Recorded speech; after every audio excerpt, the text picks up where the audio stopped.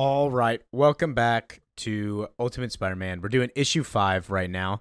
So, last time Peter met Gwen Stacy and MJ met Harry Osborn. They went to dinner, talked shop. Essentially, Harry was like, "Hey, Peter, you didn't tell your wife that you're a hero?" And he said, "No." That's essentially it. So, let's hop in. This is more of like a Origin of the Goblin. Months ago, let me guess, he's running late. I'm sure he'll be here soon. I'm sure he'll have a good reason. And then Norman gets a phone call. So this is Norman Osborn in the tower. "Hey, Dad. Sorry I'm running late. I thought I called Mom. Well, I didn't. Where are you? I'm a couple blocks away." "I know. I'll be there in 5 minutes." "Son, do you know who you're supposed to be meeting with tonight? And how stressed, how important today is? This is unacceptable." "Look, I'm sorry, Dad.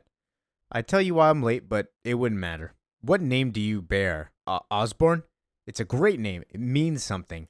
"Harry, do you know what my favorite memory of you is?" "My favorite memory is the day you finally started acting like a man, like an Osborn. The problem is, it hasn't happened yet.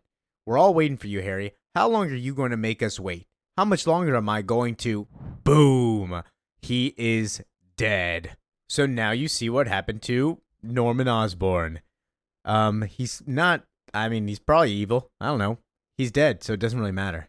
But I'm sure this event traumatized Harry. But a few weeks after that event, Harry sits down with Norman's personal attorney. Norman had almost the entirety of his estate and personal assets in a trust that the family, well, I guess just you two, control. As far as the company itself goes, that'll take longer, but there's really nothing to do except probate and wait until all is executed. And the process will take like 6 months, but Harry, because you're the sole named beneficiary, controlling interest will be yours. And until then, both you and Gwen sit on the board. So your hand is already on the wheel, and frankly, I can't see it ever coming off of it. Oscorp will be yours. Here, take this. This was delivered to my office this morning for you." "Well, what is this card?" "I have no idea, but I do know who it's from." And of course, it's a little king chess piece. Arms out. "Well, I'm here." He goes and meets Kingpin, right on time. "Do you know who I am?" "You're Wilson Fisk, entrepreneur, business magnate, man of influence, on and on. Everybody knows this. Can you tell me something that most people don't know?" "Yeah, with the fall of Stain Stark and the Union now a divided proctorate of other regions, there are rumors that you've secretly been named both the Shadow Governor of the Great New York Territory as well as the Kingpin of Manhattan." Ah, there you go. Cheers to that one. "I'm not a vain man. From time to time, it is nice to hear that one name ring out. But I named many things, and next week, I'll officially be elevated to both positions. I'll be running things now, and you should be very pleased with that." Why would I be pleased with that?" "Because I need one favor, and I think you are suited to provide it." "I'm not my dad, Mr. Fisk, and even though I'm probably going to spend the next few years of my life pretending to be, you'd be the first one to tell you I don't have his influence." "Well, you'll just have to make do then. You see, I have 2 5-letter shadows hanging over my head. Obadiah Stane has no existing family, and now there are no more Starks. There's no arguing about the value of the company, but I need to eliminate the remnants, keep it from rising again, because it won't be forgotten, and I'm not qualified to separate the Stark wheat from the Stark chaff." I can't do about any of that. What? It's not my problem. It's your problem. "But I want to sell it to you." And then we see that he actually bought it, which I don't understand why you'd sell it, but whatever. And here we have 3 people. We have Harry, Gwen Stacy, and who's this other man? We'll reveal in a second. And it's a bunch of suits. No need for external power. There's fully functional arc reactors in here. I wanted to play with all of these for a long time. It's a room full of Iron Man suits. Yeah, so what's the Green Goblin suit made out of? Probably an Iron Man suit. But then they look through the files and find the real gold mine. Looks like everything's accounted for. Suit designs, history folders. What is this? "Hey, Otto. It's Dr. Octavius." Ooh, so that last man over there is Otto Octavius. Cool, cool, cool. "But hey, Otto, you got to sign a new NDA." "What? A new one?" "Well, if you want to play with all the new toys, you're going to have to sign a new one." Where do I sign? He wants to play with all the toys. 4 months ago. Ooh, look at that Green Goblin suit. I made a few modifications. Turns out you can't paint this stuff. You have to bond the pigments with the metal at a molecular level. I know you wanted it to be a darker shade, but it's all I could get started before it looked brown. "Looks good, Otto. considering what we've learned about all the files, we have bigger fish to fry. So what I assume is those history files actually tell you about the history of this universe, what the Maker did. And Harry, seeing all the injustices of the world, has decided to become the Green Goblin, a force of good. Anyways, I'm a little confused here. Try on this helmet. What am I looking at?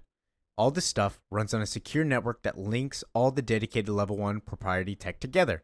Each one of these dots is another piece of Stark tech, like the suits on Arc mode, or any dedicated AI on the network. So what you're looking for is a snapshot of what the network looked like 2 days ago. And this is what it looks like right now. We see a bunch of dots show up. This is a new signal that appeared last night, and they kept appearing every couple of minutes until they finally stopped around 6 a.m. Over 100 showed up.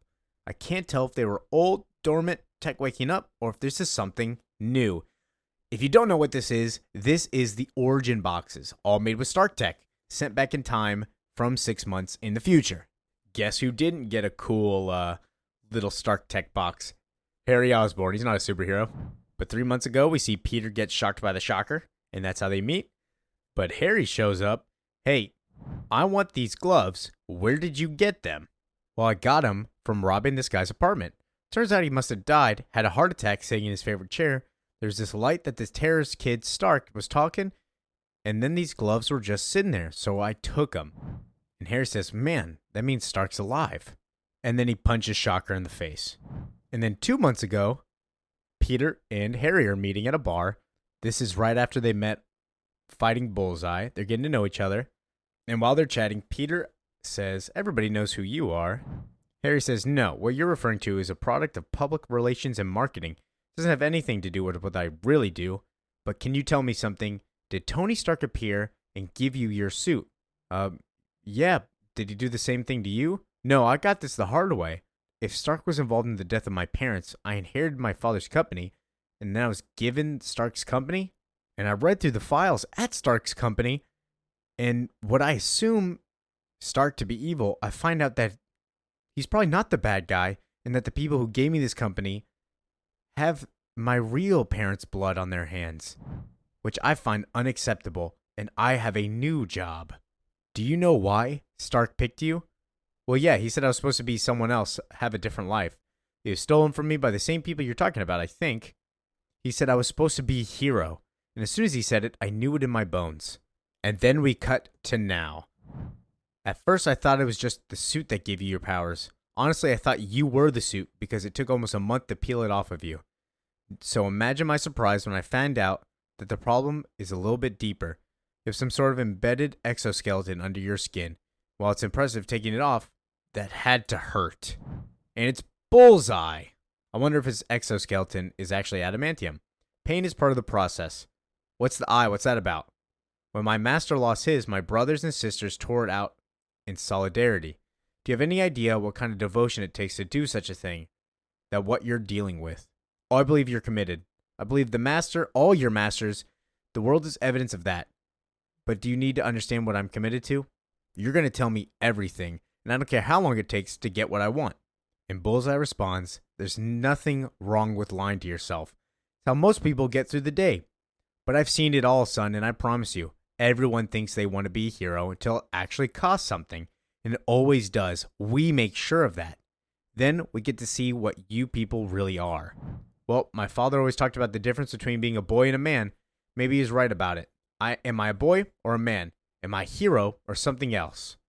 I guess we're about to find out. May. Boom. That's the end of that issue. Issue 5 over. Thank you for watching. Make sure to comment, like, and subscribe. Yeah. Peace out.